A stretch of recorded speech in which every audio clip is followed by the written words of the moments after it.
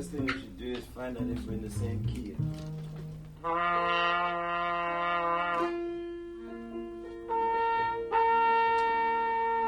now we get the picture.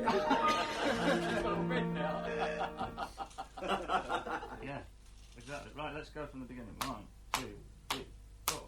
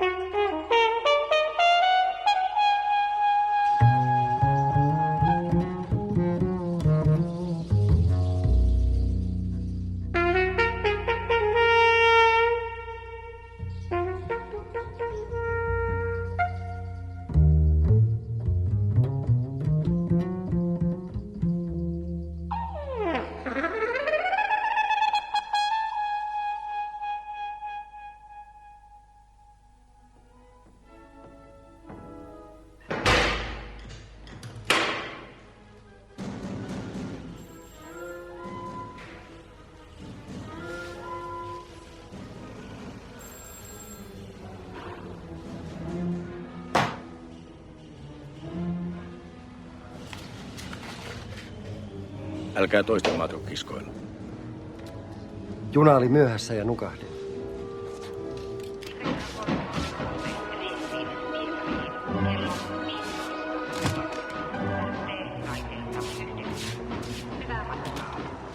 Milloin juna Moskovaan lähtee? Puoleen.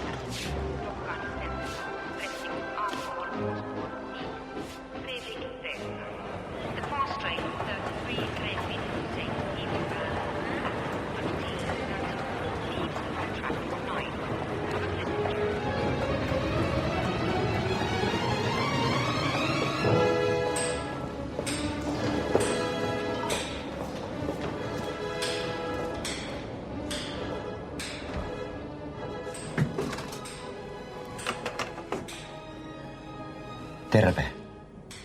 Et tullut töihin. En ehtinyt. Sain tarjouksen. Sinä. Siperiaan. Öljykentälle poraamaan. Entä tämä? Perustimme yhdessä. Voin myydä osuuteni, jos haluat. Tarvitsen rahaa matkaa varten. En voi maksaa paljon. On vähän kiire. Vai niin? En lähde yksin. Menen naimisiin. En ei tiedä sitä vielä. Jätät minut vastaamaan kaikesta. Intohimosi vuoksi. Rakkauden takia. Mene, jos sinun on pakko.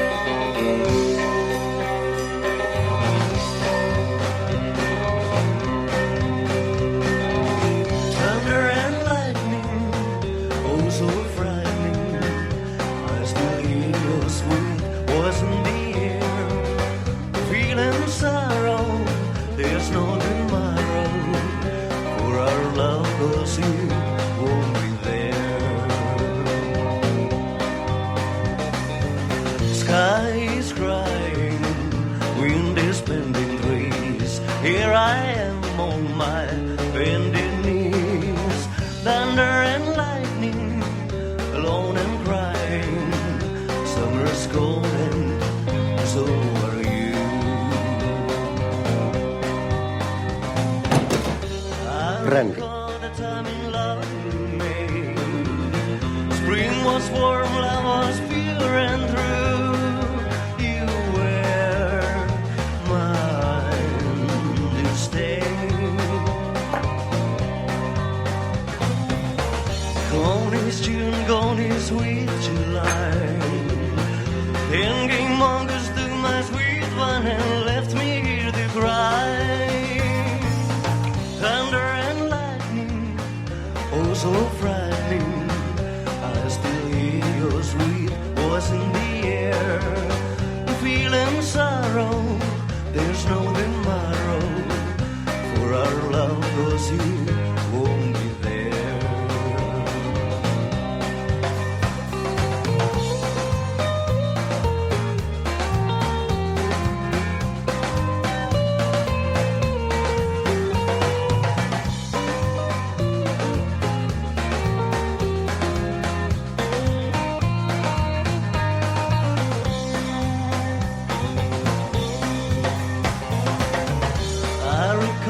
Time in love we made.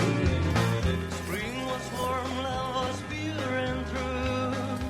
You were mine to stay.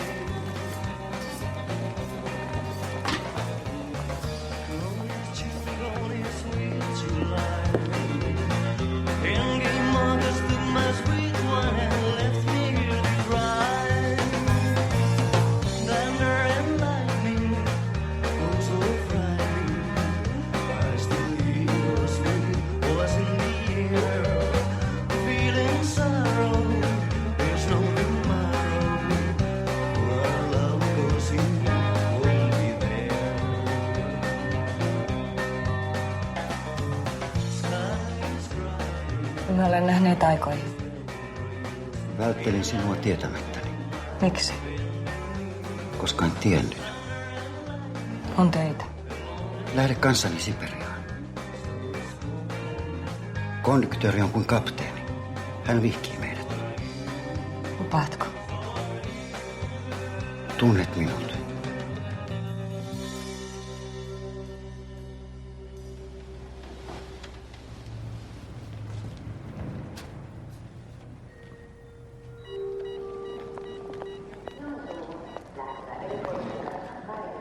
En lähde. Mikä nyt tuli? En ilman sormusta. Tässä nyt ei ole liikoja aikoja. Mutta eipä ole liikoja likkojakaan. Jatketaan matkaa.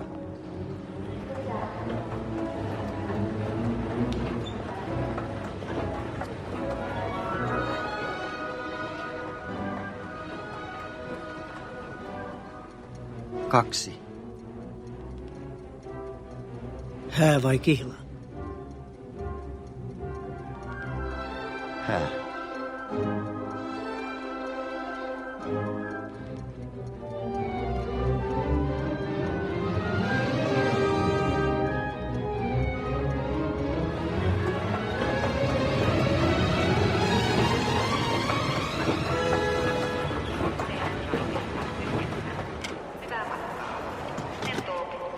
Siperiaan. Voitteko täsmentää? Kyseessä on laajahko alue. Öljykentällä. Niitä on siellä pitkin ja poikin. Irkutskiin. Vaihto Moskovassa. Jatko 9.12 aamulla. Montako? Meitä on 2. 3. luokkaan. Luokkia on vain 2. Kova vai pehmeä? Pehmeä. Paljonko? 700.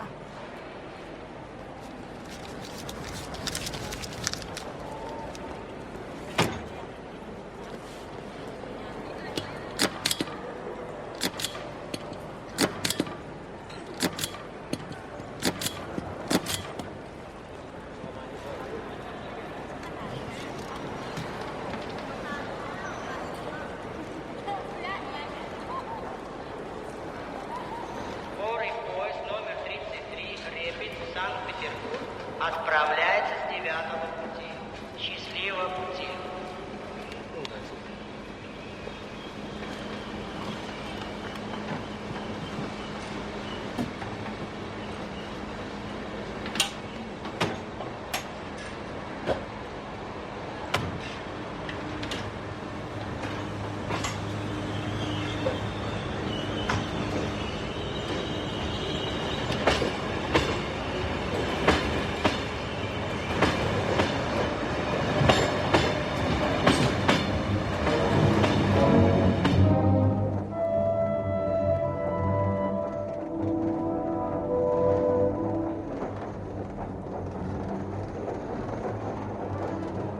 Miksi ajattelet?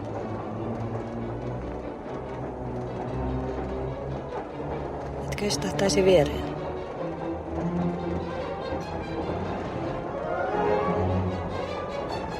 Katsele. Mitä? Onko se vielä siellä? Mikä? Isänmaa.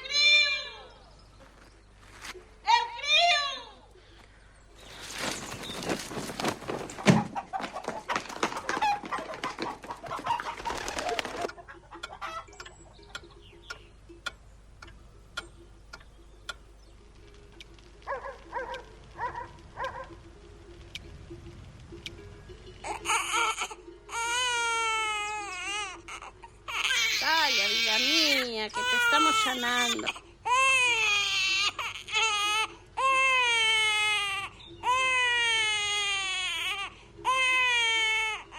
Calla, precioso.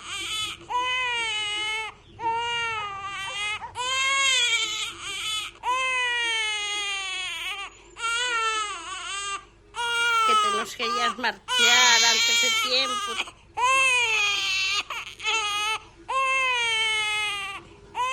Las tijeras.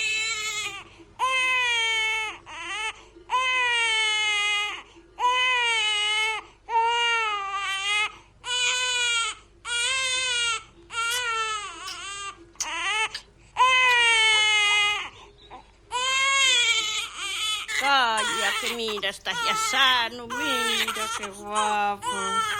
Mira qué guapo tenemos aquí.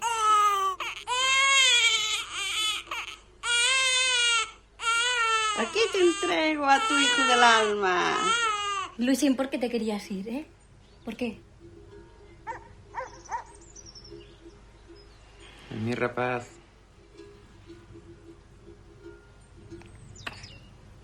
Dormite, fiu del alma, que vela el tu sueño.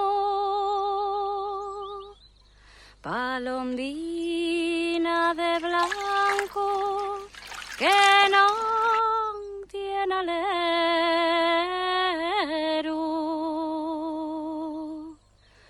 Agora no.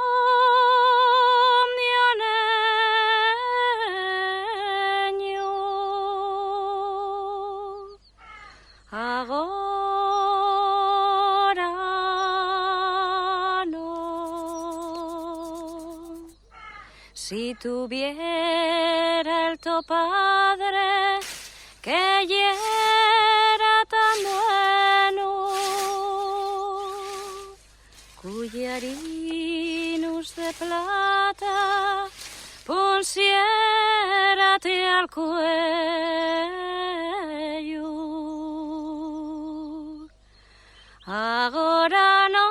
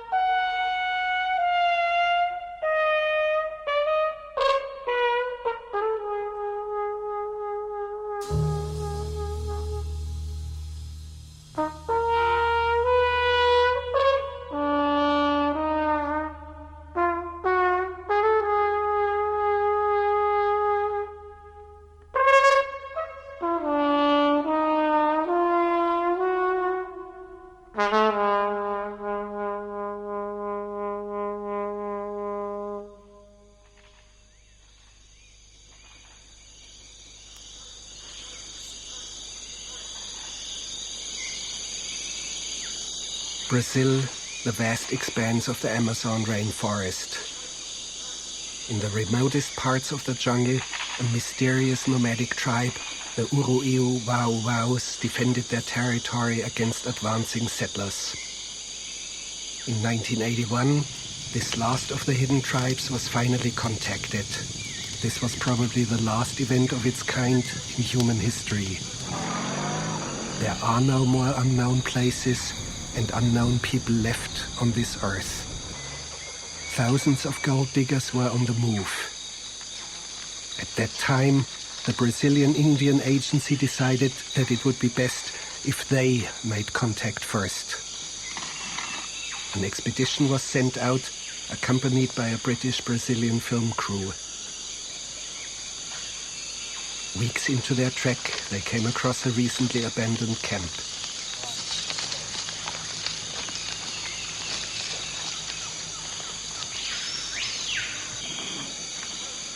They left gifts as a token of their peaceful intentions.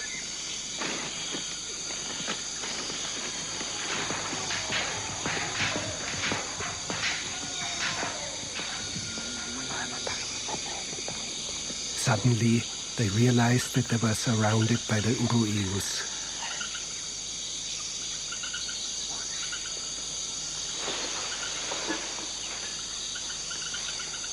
Days later, the natives will attack. Wildly swinging as arrows fly, the Brazilian cameraman captures the image of this man. Later, he will be identified as the group's war leader, Tari. For now, the natives retreat. These are their poisoned arrows.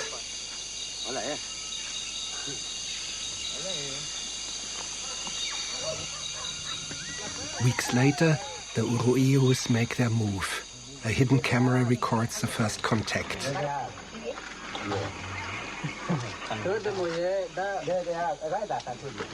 Without the knowledge of metal, these people lived a Stone Age existence.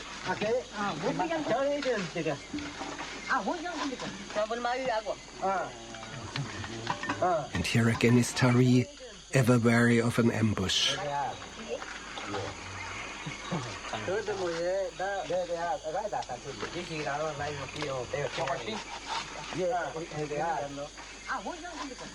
And this is Wapo, Tari's older brother. What they do not know is that these minutes will propel them forward thousands of years. It will be a progress into the void. A grim fate awaits them.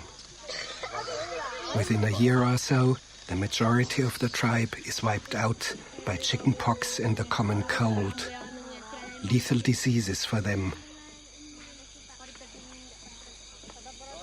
They had missed out on the thousands of years during which they could have developed resistance.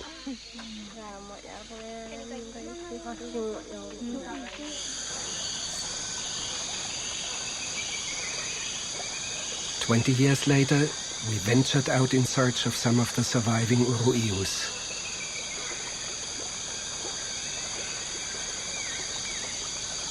With us was the same Brazilian cameraman, Vicente Rios, who came under attack during the first contact.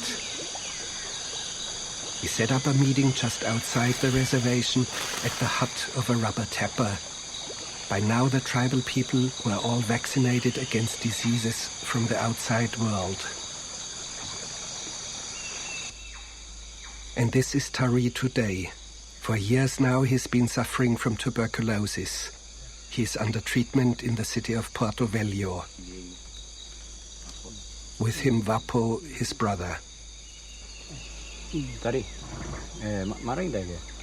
And this is Mauro Oliveira, the only outsider who speaks their language. They explain how in the olden days they made their arrow tips without the use of metal. They carved out the wood with the sharp teeth of a jungle rodent. They made fire like this, and were stunned and afraid by the sudden flame from a cigarette lighter.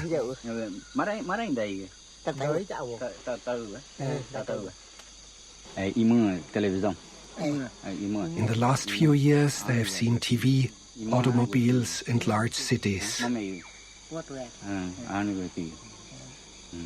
They remain enigmatic about their reactions. Tari describes how once he even flew far off in an aeroplane for medical treatment.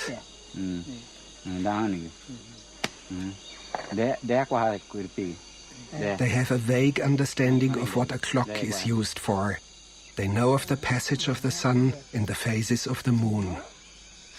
But the present is not as alive for them as the old days. They love to evoke the glorious time when they waged war against the white man. Tari wanted to show us how he would return to his people after a murderous raid.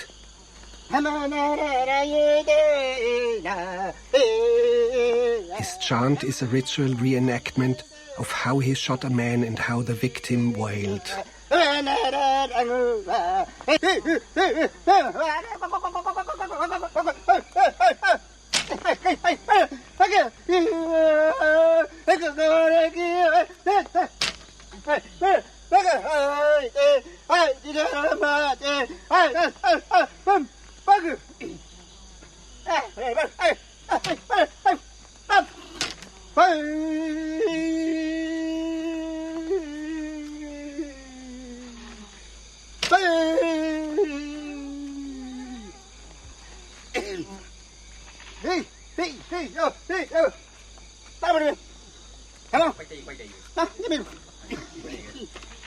Tari cannot finish.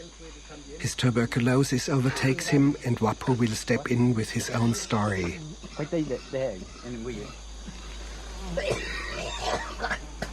He will chant about his attack on 2 white settlers who built a hut encroaching on their territory.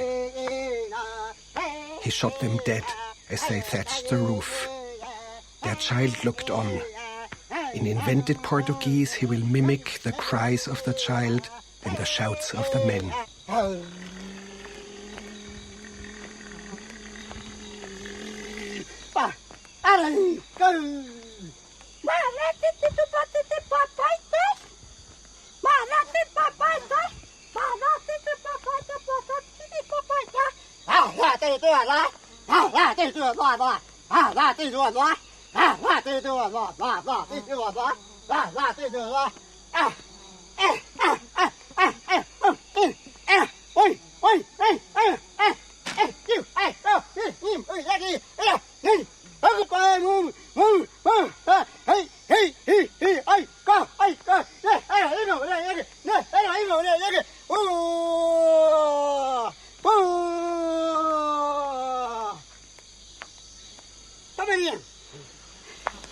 There were also friendlier encounters.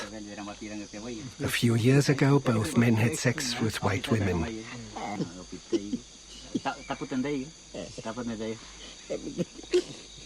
Their X-rated talk is about fornication and oral sex with 2 ladies. Tari reports that they tasted salty.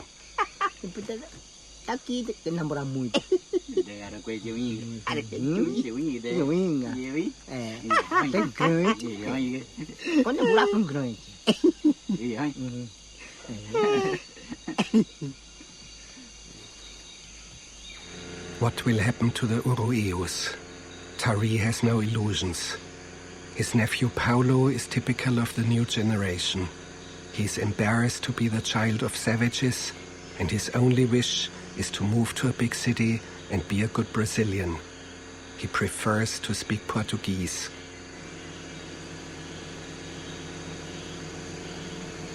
Tari's fate is not uncertain. He knows that time has run out on him and his tribe.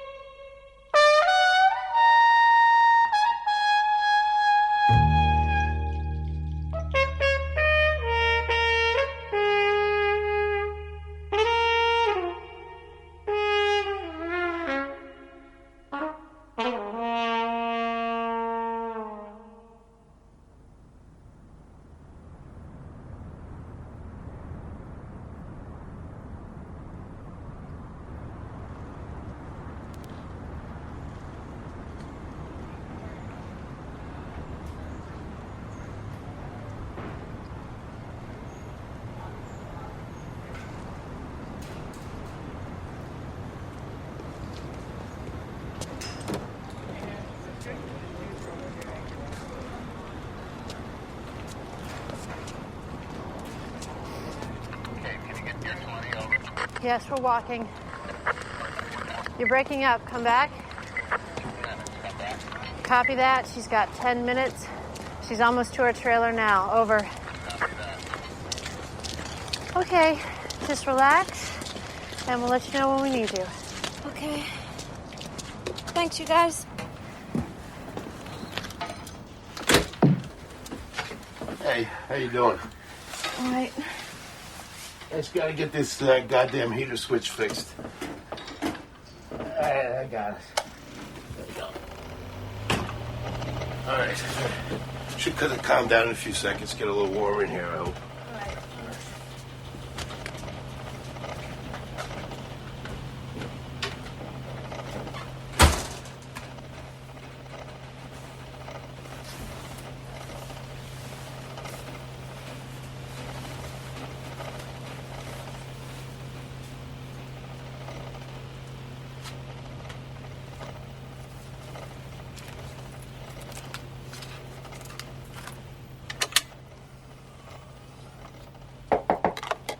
Come in.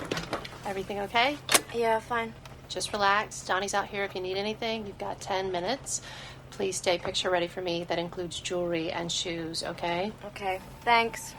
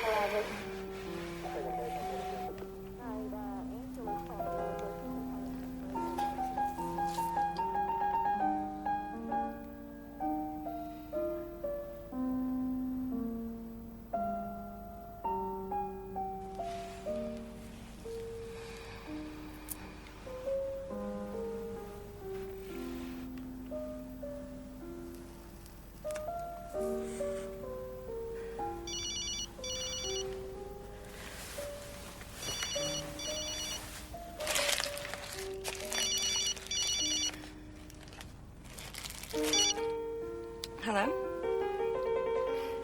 Hi, how are you? What? No, I'm on a break. You just caught me. Oh, it's a CD. I got a boombox in my trailer. No, there's some guy in here serenading me in my trailer. I know. Well, you know, it's going okay. I was hoping I might get off early, but it doesn't look like it. I know. Yeah, well, I'm in every scene in the schedule for the next few days, so... I don't know. Go home, wash my hair, sleep for a few hours, get up, and go back to work. Hold on a sec. Come in. Could I just give your hair a quick check? Sure, Judy. Sorry, what? Really? Was it good? No, I haven't. Well, have you talked to him? Looks great. Thanks.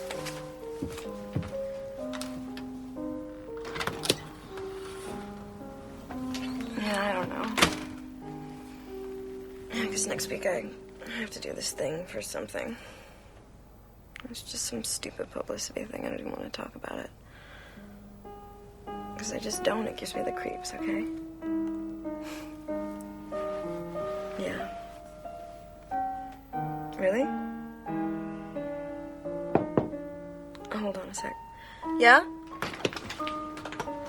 Sorry to bother you, but can I do a quick check on your mic wire? Sure. Sorry. No, I didn't. Remember? I I told you what happened. I did so.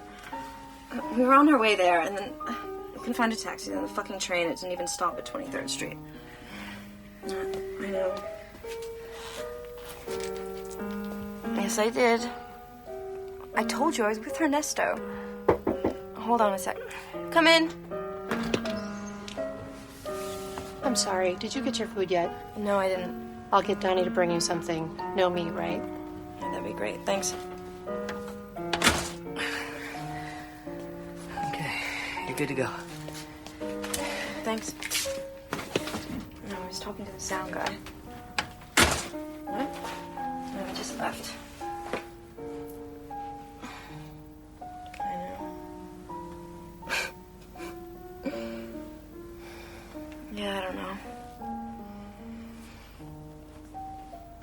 Yeah. Really?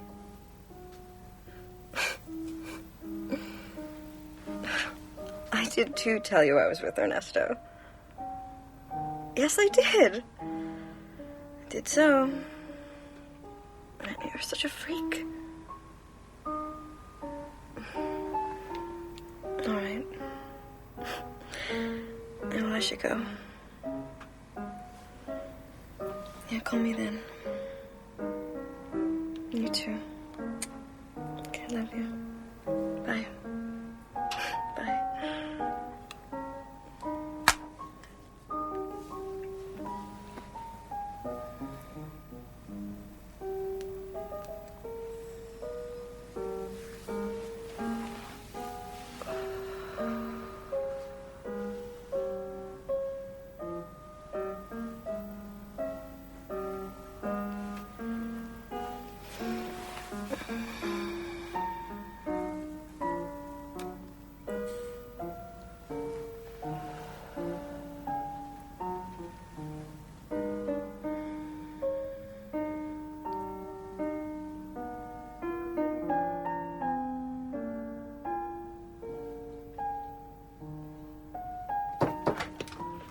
Yes? Hi. Thanks, Donnie.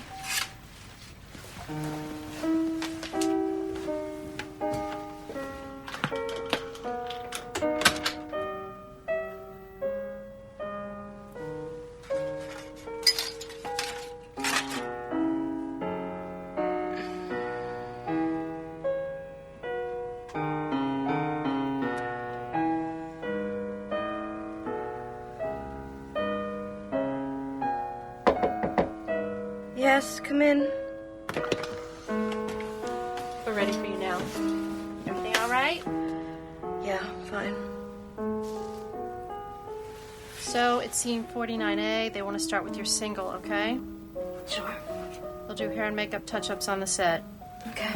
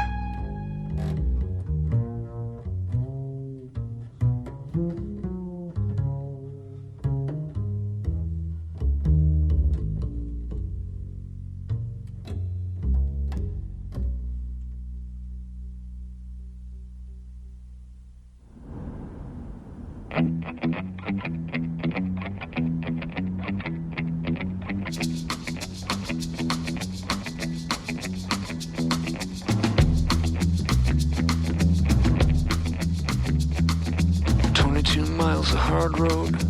33 years of tough luck. 44 skulls buried in the ground. Crawling down through the muck. Oh yeah.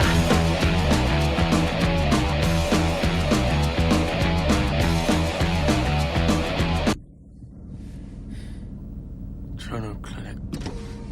Open Monday through Thursday. Shit.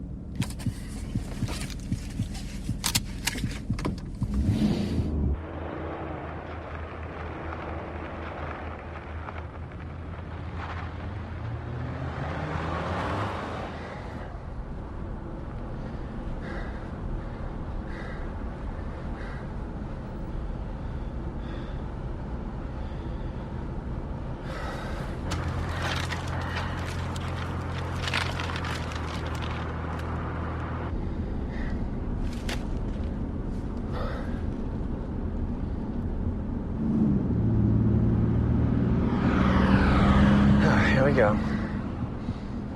All right.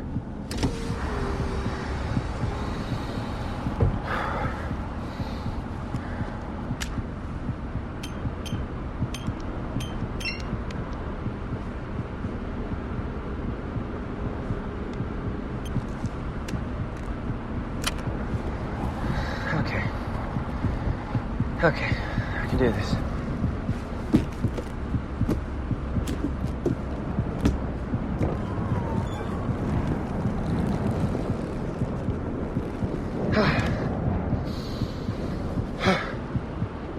Eleven and a half miles. Piece of cake.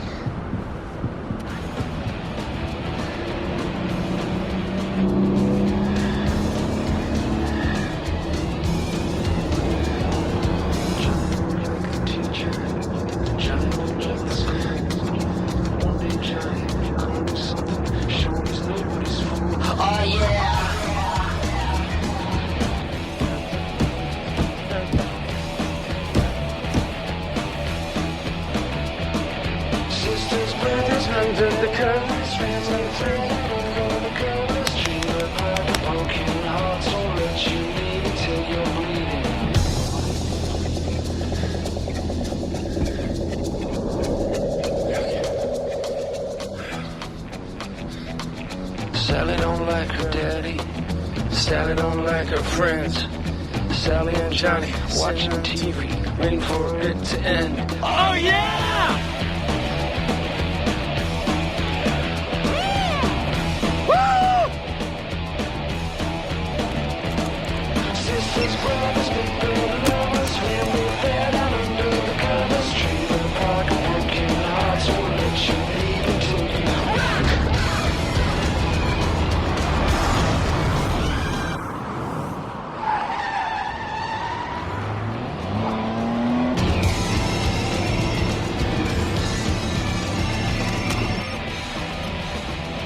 Hello?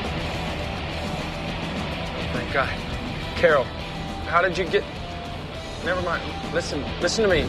Carol, listen to me. I'm on my way to a town called Ridgecrest. You need to call and find the number for the hospital in Ridgecrest. I have to go there because they're going to have to pump my stomach or something. Carol?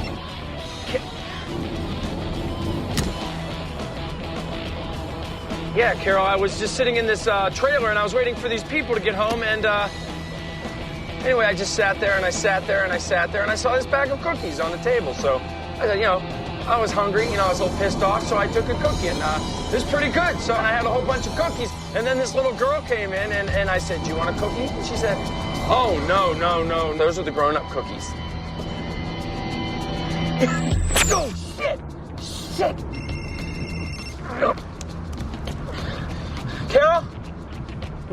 Carol, listen to me.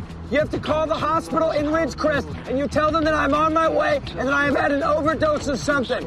Mushrooms or acid or peyote or something. Hello? Call the hospital in Ridgecrest.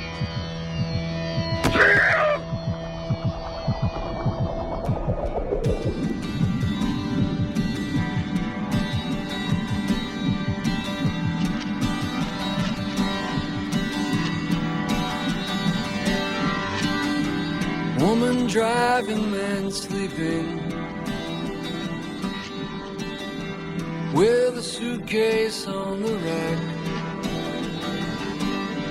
White lines shooting by on the pavement like the sky, looking straight ahead into the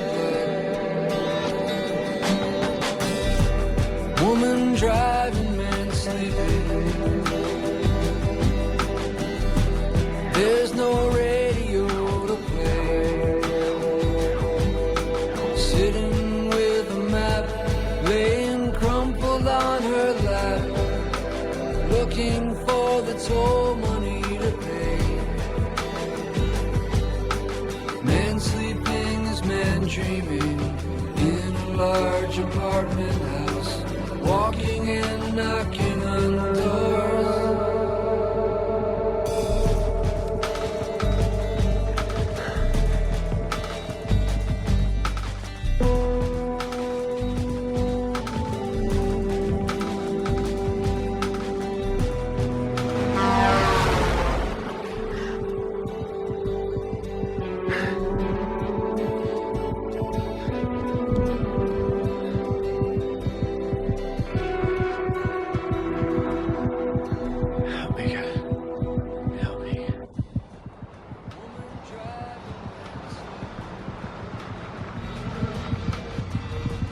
Passing all the other cars. Thank you. Searching in the black, never turning to look back. A little metal box under the stars. Man sleeping, man dreaming. There's a hospital in Ridgecrest. It's on China Lake South. Take me there, please. Okay. Please try.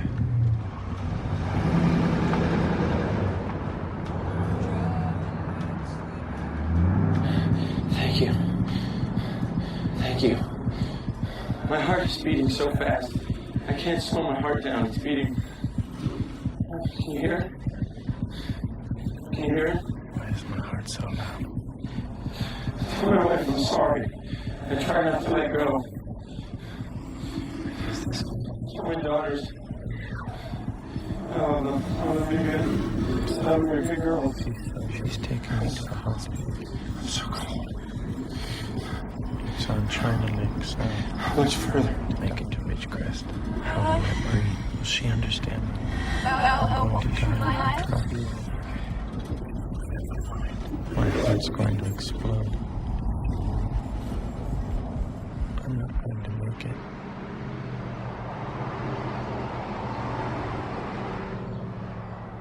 He doesn't look like he's gonna make it. I don't know. Mom, it's so beautiful. If you could only see. There's no fear. Don't worry. Don't be sad. So much love.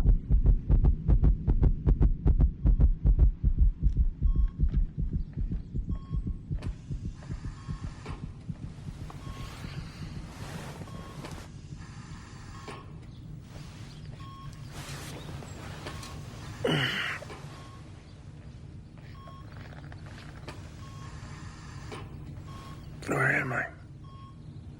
Ridgecrest Hospital.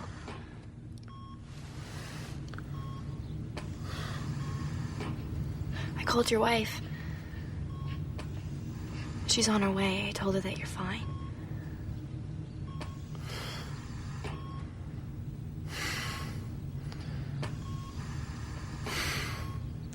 Thank you. Thank you. What's your name? Kate. Kate. Hi, Kate. Hi. You're a good driver.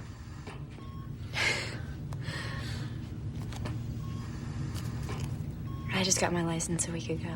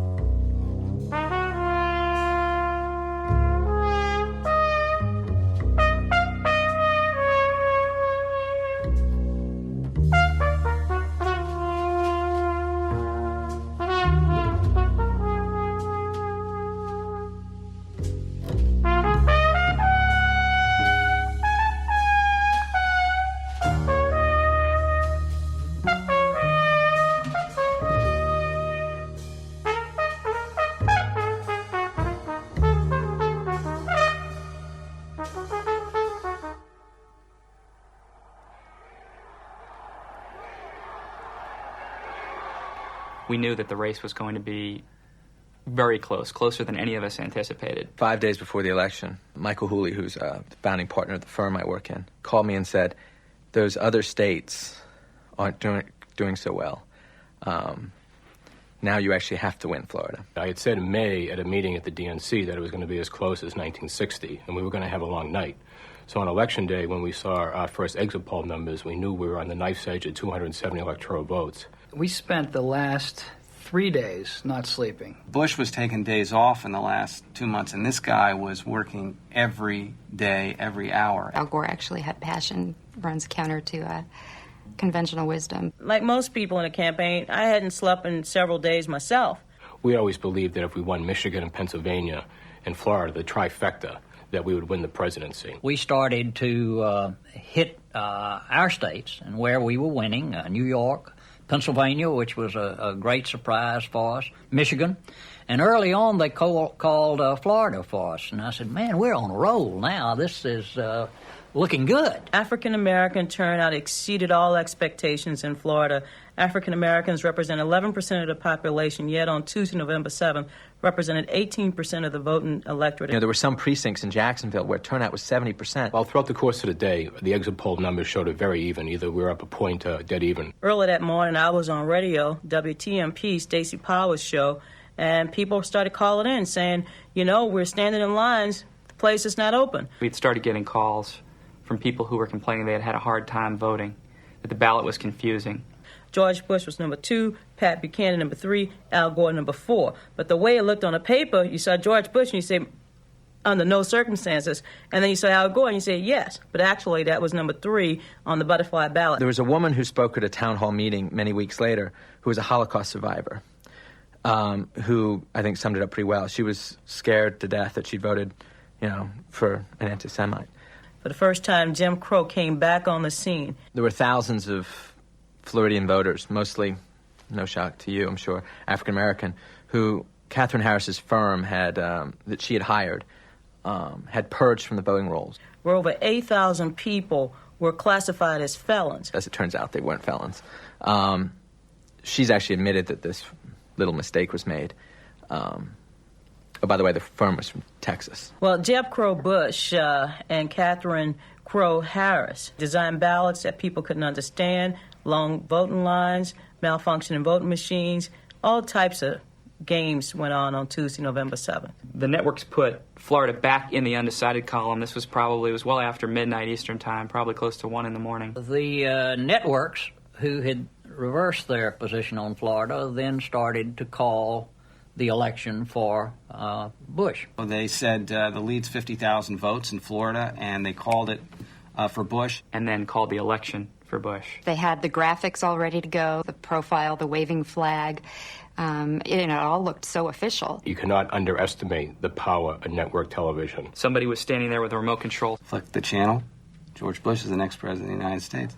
Flick the channel. George Bush is the next president of the United States. You had Dan Rather, CNN, Tom Brokaw, CBS, and Peter Jennings, BBC and NBC. We've all grown up with television. I mean, these people were saying this is the next president of the United States. We believed it. We fell silent.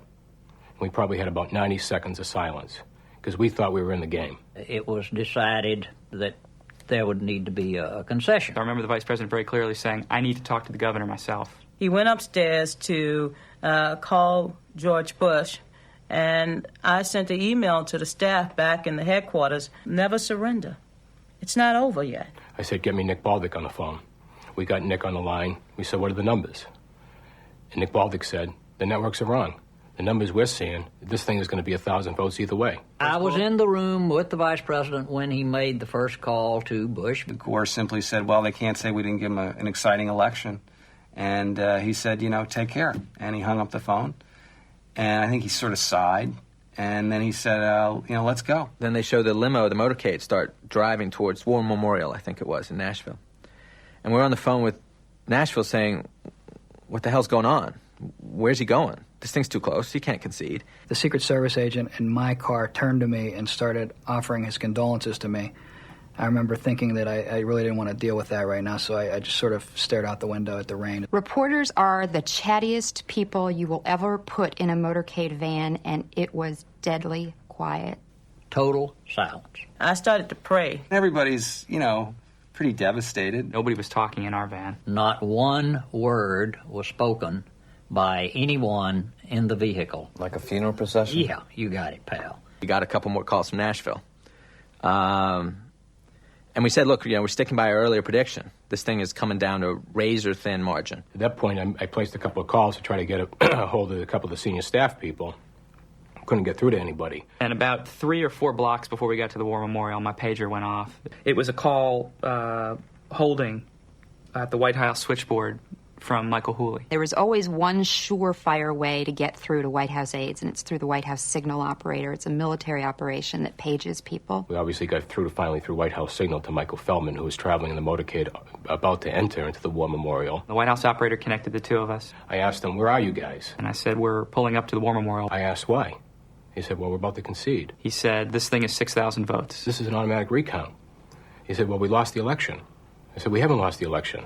In fact, we may win the election. As we were coming to a stop, Michael was on the cell phone telling me. He said, you can't concede. You can't go out on stage. Gore's head right now is, let's get it over with. He was walking faster than usual. I had to sort of fight through this sea of Secret Service agents and family members and other staff people who were at the War Memorial. He's about a quarter of the way down the hallway when I finally catch him. And I say to the vice president, sir, we need to go to hold. And he looks at me and just gives me a grimace and says, I'm not going to hold, I'm going to the stage. I pull up next to him again and tap him on the shoulder and said, sir, we have to go to hold. And he turned to me and he said, I just talked to the governor. I told him I was going to go out and speak. He's waiting on me. I'm going to the stage. At this point, he's close to the stairs, and he's still walking fast. And I ran out of options, and so what I did was I just got in front of him, and I stood in front of the stairs, facing him. And I said, sir, we have to go to hold. It'll take 5 minutes. Everything will be fine. The family was all pouring into this holding room. While I was on the phone, we were getting updates, and it was dropping to 6,000 to 5,000. Daley actually put his arm around the vice president about 3 or 4 feet from me and whispered that this thing was now 6,000 votes. And at that point, I had Michael on the phone. By the time the vice president walked in the room, it was down to 600 votes. I just remember very vividly him saying, really? Somebody said, well, what do we do now? There's no way he could go out and concede the election. He had to call Bush back. He got him on the phone and said, Governor, things are not as we thought they were. The governor on the other end explained that, well, my brother, the governor, says... Gore said, well, I don't think your little brother has the final say in this. Bush said something, probably not too agreeable. And that's when he delivered the famous line, well, you don't have to get snippy about it. Well, you don't have to get snippy about this. And everybody in the room just broke up. He hung up the phone. And when he did, the whole room just burst into shouts. High-fiving. Screaming, basically. Please, this This race is simply too close to call. And until the results of Florida become official, our campaign continues. Probably from the time we reached out to the time we got the vice president into the hold, it was about 10 minutes. About 10 minutes. The fact that the networks called it for Bush that night and Vice President Gore called and conceded was a negative for the whole recount. Because in the minds of the American people, he was the president-elect, and Al Gore was, a spoiler. I was proud that he fought. I was proud that he stood for principle of every vote must be counted. We got the really big Supreme Court, Florida Supreme Court win where they said he had to start the recount. We all went out and, drank a bunch of champagne, and then the next day, the U.S. Supreme Court stopped the count. If you go to when the Supreme Court shut us down, we were down by 154 votes. Obviously, it was a 5-4 decision. The election was decided 5-4. In the Supreme Court. We learned from this campaign that we must not only turn out people in record numbers, but we have to educate them. The scoreboard broke, and that was my attitude, and that we had every right to take a shot at trying to get every vote counted and to see if we actually had won the thing. Many folks in Florida, as well as folks around the country, felt that this election was stolen from them. So it was rigged. We got screwed.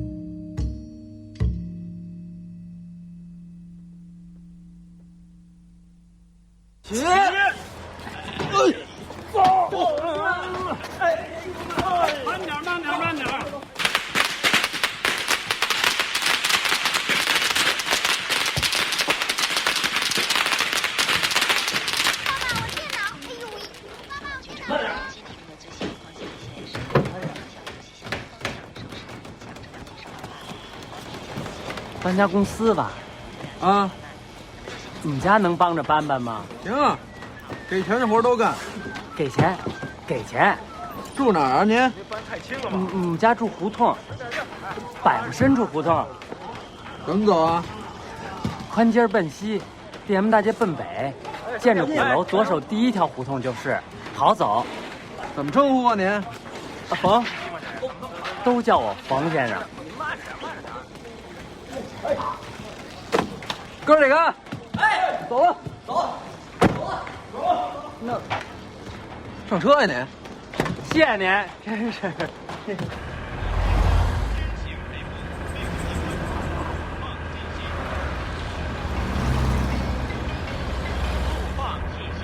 司机朋友请注意，下面插播北京市公安交通管理局指挥调度中心提供的路况信息。目前本市方向向至建伟大街与七小路。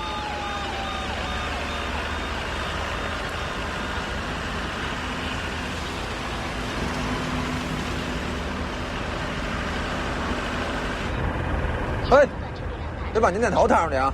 不让警察瞧见了，这不给我找事儿吗？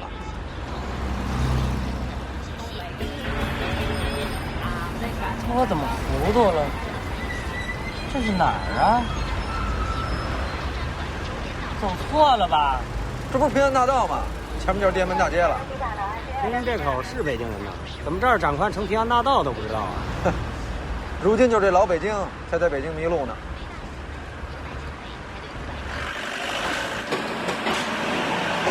哎，到这儿我就认识了，就顺着这儿下去。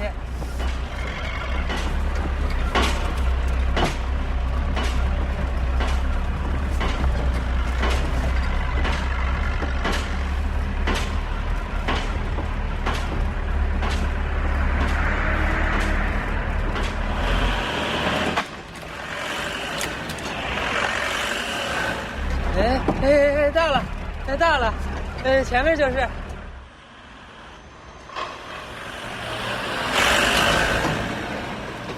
哎，停车，就这儿。到了。哎呀，这就是百货深处。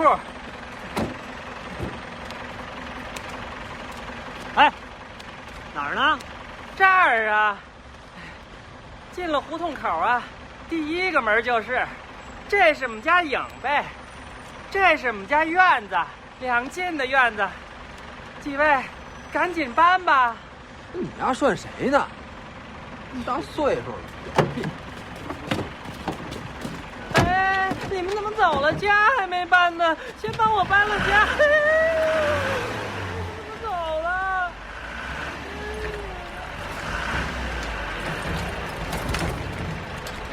头。在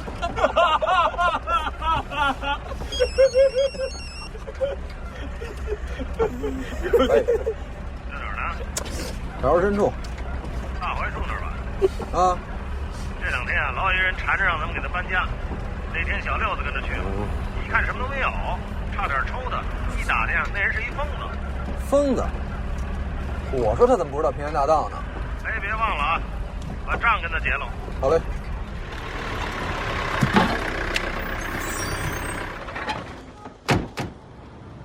冯先生，您跟我们回去吧。再说了，我们这趟也不能白跑啊，出了车您得给钱啊。你们还没帮我搬呢，搬完了我就给钱。你这什么也没有啊？这不都在这儿呢吗？冯先生，只要您给钱，您让我们搬什么，我们就搬什么。您说怎么搬，我们就怎么搬。那搬吧。1、2、起！等等，你们这是抬什么呢？这不大衣柜吗？大衣柜？我们家没有大衣柜，我们家用的是紫檀的衣橱。那您说这是什么呀？这是我们家的金鱼缸。对，您瞧这金鱼还跟里头游呢。哎，我说您小心点，这是你的爱物，别给碎了啊！真是慢着点啊！好嘞，哎，留神，下步啊，慢点啊！慢点。我说你丫乐什么呀？快给人那花瓶搬过来。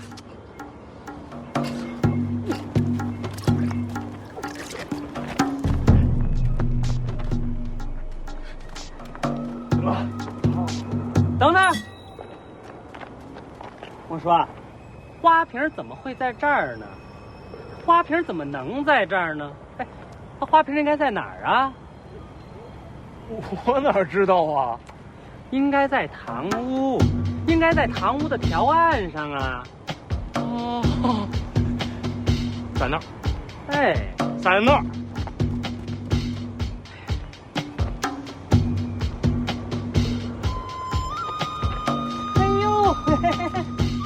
哎，这不是在这儿呢吗？哎，您瞅瞅，这就是我们家檐子下面铃铛里那个档子，遇着刮风下雨的时候，叮叮当当好听着呢。哎，您瞅瞅，哎，这就是我们家檐子下那铃铛里那档子，没错。遇着夜里刮风下雨的时候，叮叮当当好听着呢。您瞅瞅，留神脚底下，小心点啊，别滑着。哎，慢点，碰着你。哎呦，慢点。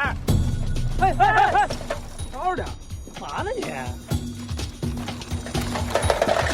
您可小心点，这飞沫哥。哎呦，这可是前清的灯座，您快把手1、2，这是走传的，配了可就没有了。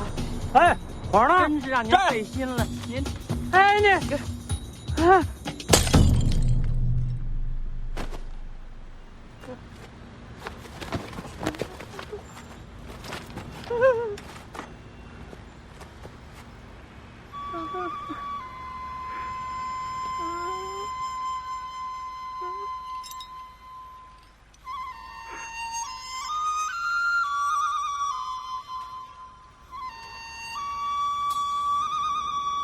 给我碎了。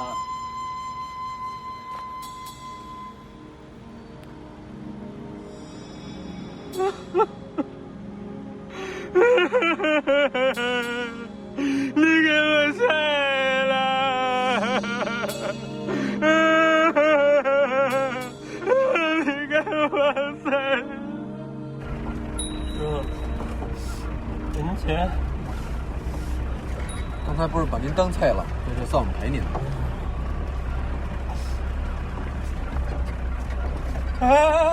哎，前头有一沟，留神！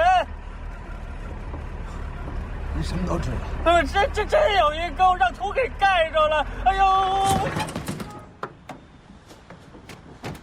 你看，真是，我说这儿有一沟吧，哎呦，真是陷进去了，哎呦！